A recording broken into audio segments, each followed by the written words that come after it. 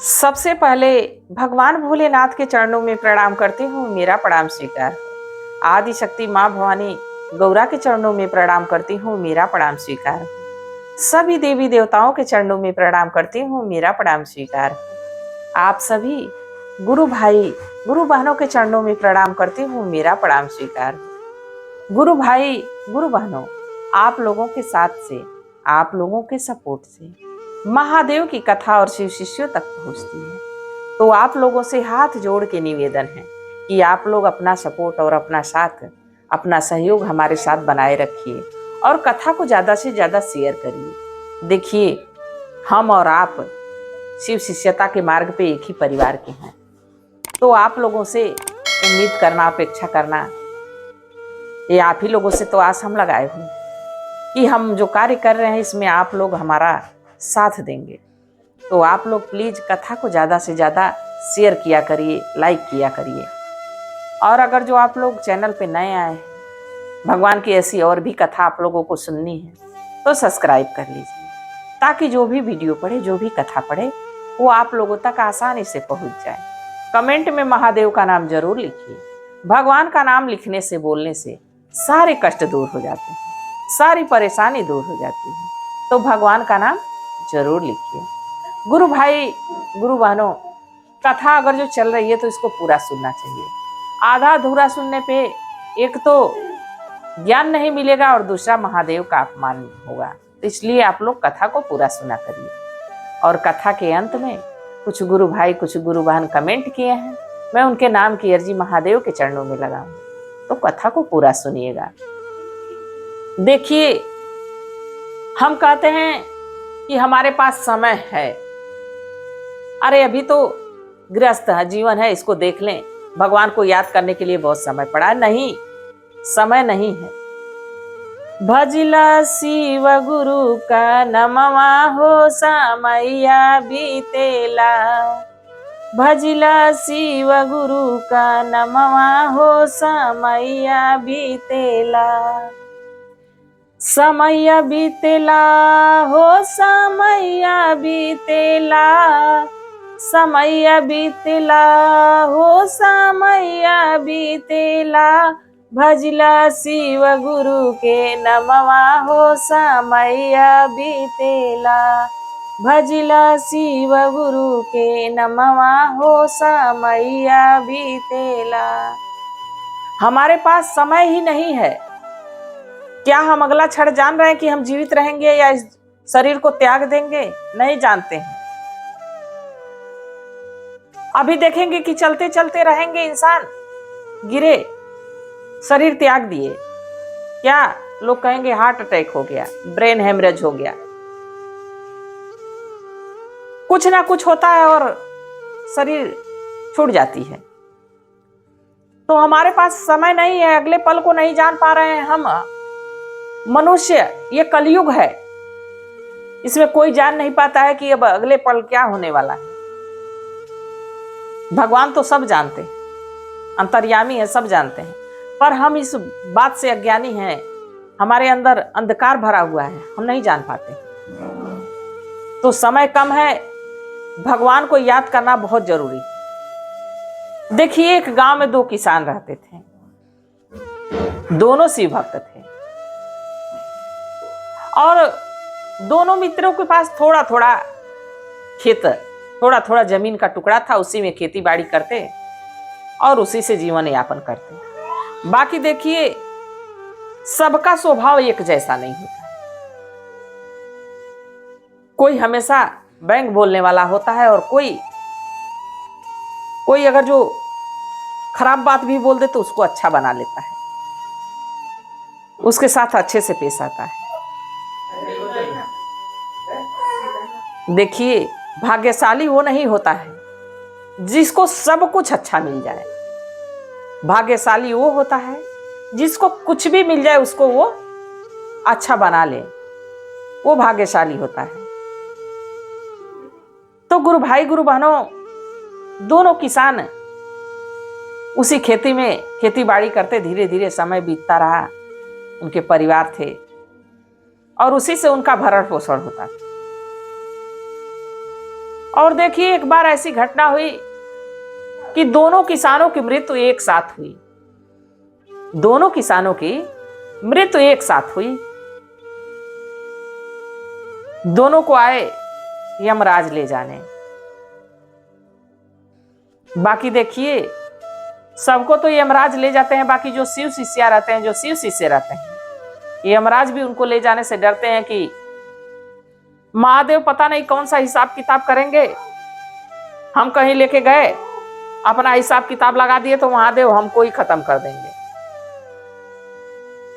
महादेव का कालों के काल हैं। यमराज को भी मौत आ जाती है भगवान को देख के। अब दोनों शिव शिष्य जब मरे, यमराज जी आए लेके गए, तो वो यमलोक ना ले जाके शिवलोक लेके गए। महादेव कहे कि ये बताइए दो प्राणियों को आप यहां क्यों लेके चले आए। यमराज जी कहे कि भगवान ये आप ही के शिष्य हैं, इसलिए इनका क्या करना है ये आप ही बताएंगे। तो गुरु भाई गुरु बहनों शिव मुस्कुराने लगे, भगवान भोलेनाथ मुस्कुराने लगे। कहे अच्छा। अब दोनों किसानों को एक एक सिंहासन देके बैठा दिया गया, क्योंकि वो शिव शिष्य थे। बैठा दिया गया तो भगवान भोलेनाथ पहले किसान से पूछे कि अच्छा ये बताइए आप अपने जीवन में क्या सुख किए, क्या दुख किए, और अगला जन्म आप कैसा चाहते हैं। तो जानते हैं पहला किसान क्या कहा भगवान छोटा सा तो खेत का टुकड़ा दिए थे, उसी में मेहनत करते करते जीवन पूरा बर्बाद हो गया। परिवार का पेट पालते पालते, परिवार को देखते देखते कभी इसका दुख है, कभी उसका दुख है, कभी इसका दुख है, पूरा जीवन कष्ट ही कष्ट बीता, बढ़िया नहीं बीता।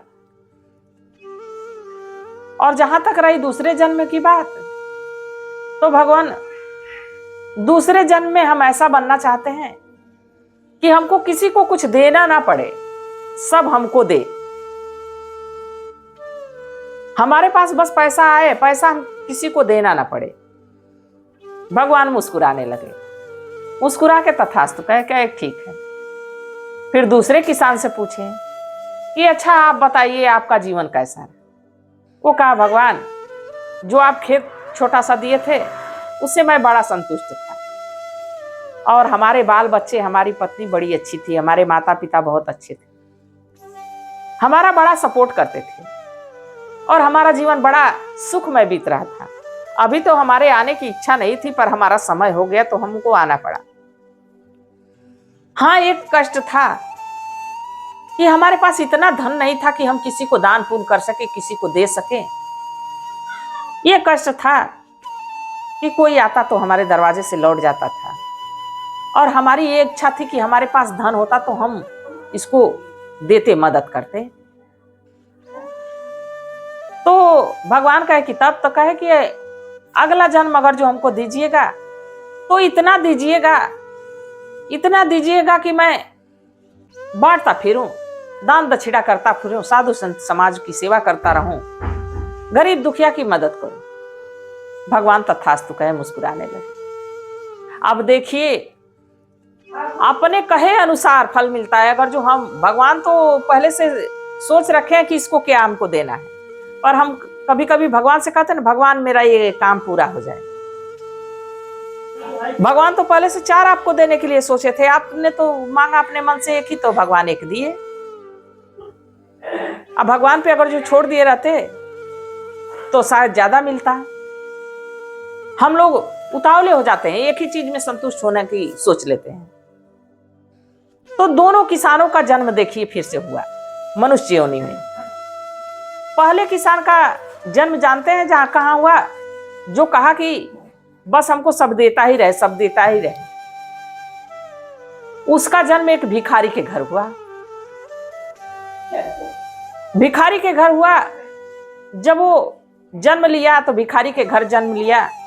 थोड़ा बड़ा हुआ तो उसको एक चौराहे पर बैठा दिया भिक्षा मांगने के लिए। तो जो आता 1 रुपए, 2 रुपए, 4 रुपए, 5 रुपए, 10 रुपए फेंकता, उसके पास पैसा आने लगा। और जो दूसरा किसान था, उसका जन्म जानते कहाँ हुआ? धन्ना सेठ के घर हुआ। इतना धन दौलत की जन्म से ही सोने चांदी के चम्मच कटोरी में भोजन करना शुरू किया। और धन्ना सेठ के घर जब वो लड़का बड़ा हुआ तो कुछ अपने भी मेहनत किया, अपार धन हो गया। और उसके दरवाजे जो दीन दुखी जाते उनकी मदद करता, साधु संत समाज की सेवा करता, मठों का निर्माण कराया, गौशाला का निर्माण कराया, गौओं की रक्षा किया। मतलब उसके जीवन में जो सदकर्म थे सब करना शुरू कर दिया। तो देखिए, भगवान से जो मांगो वो भगवान देते हैं, ऐसा नहीं है कि देते नहीं। जो जैसी जिसकी मनसा हो। अब वो मांगा कि बस हमको मिलता रहे, बस हमको मिलता रहे, हमको किसी को देना नहीं पड़े, तो भगवान उसको भिक्षुक के घर भेज दिए। और एक कहा कि हमारे पास तो सब कुछ था पर धन नहीं था कि हम दूसरों की मदद कर सकें, तो भगवान दूसरों की मदद करने के लिए उनको धन्ना सेठ के घर भेज दिए। तो गुरु भाई, गुरु बहनों, जैसी इच्छा होती है भगवान वैसी ही जगह पे भेजते हैं। वो किसी की मन को दुखी नहीं करना चाहते, किसी को दुखी देखना भी नहीं चाहते। और जैसा कि मैं कही थी, कुछ गुरु भाई, कुछ गुरु बहन कमेंट किए हैं, मैं उनके नाम की अर्जी महादेव के चरणों में लगाऊंगी। संध्या यादव, संध्या गुरु बहना, बहुत बहुत धन्यवाद। मैं महादेव से प्रार्थना करती हूँ कि हे भोलेनाथ, हे शिव गुरु, इन पे, इनके पूरे परिवार पे अपनी दया दृष्टि बनाए रखें, सदा इनको प्रसन्न रखें। और आर्यांश सिंह गुरु भैया, कमेंट करने के लिए बहुत बहुत धन्यवाद। मैं महादेव से प्रार्थना करती हूँ कि हे भोलेनाथ, हे शिव गुरु, इन पे, इनके पूरे परिवार पे अपनी दया दृष्टि बनाए रखें, सदा इनको प्रसन्न रखें। और सीमा देवी, उमा शंकर सिंह गुरु भैया, गुरु बहना, आप लोग कथा सुने, कमेंट किए, इसके लिए बहुत बहुत धन्यवाद। मैं महादेव से प्रार्थना करती हूँ कि हे भोलेनाथ, हे शिव गुरु, इन दोनों लोगों पे और इनके पूरे परिवार पे अपनी दया दृष्टि बनाए रखें, सदा इनको प्रसन्न रखें, खुश रखें। और देवेंद्र सिंह गुरु भैया, कमेंट करने के लिए बहुत बहुत धन्यवाद। मैं महादेव से प्रार्थना करती हूँ कि हे भोलेनाथ, हे शिव गुरु, इन पे, इनके पूरे परिवार पे अपनी दया दृष्टि बनाए रखें, सदा इनको प्रसन्न रखें। और जूही कुमारी, जूही गुरु बहना, बहुत बहुत धन्यवाद। मैं महादेव से प्रार्थना करती हूँ कि हे भोलेनाथ, हे शिव गुरु, इन पे, इनके पूरे परिवार पे अपनी दया दृष्टि बनाए रखें, सदा इनको प्रसन्न रखें, खुश रखें। और नीतू वर्मा, नीतू गुरु बहना, बहुत बहुत धन्यवाद। मैं महादेव से प्रार्थना करती हूँ कि हे भोलेनाथ, हे शिव गुरु, इन पे, इनके पूरे परिवार पे अपनी दया दृष्टि बनाए रखें, सदा इनको प्रसन्न रखें। गुरु भाई, गुरु बहनों, जिनके नाम की अर्जी मैं नहीं लगा पाई, अगली वीडियो में जरूर लगाऊंगी। आप लोग इस बात से हमें क्षमा करें कि हम समय कम है, इसलिए आप लोगों की अर्जी नहीं लग पाई। तो जिनकी अर्जी नहीं लग पाई है, मैं उनके लिए भी महादेव से ये प्रार्थना करती हूँ कि हे भोलेनाथ, हे शिव गुरु, सभी गुरु भाई, सभी गुरु बहनों पे अपनी दया दृष्टि बनाए रखें। इसी कामना के साथ हर हर महा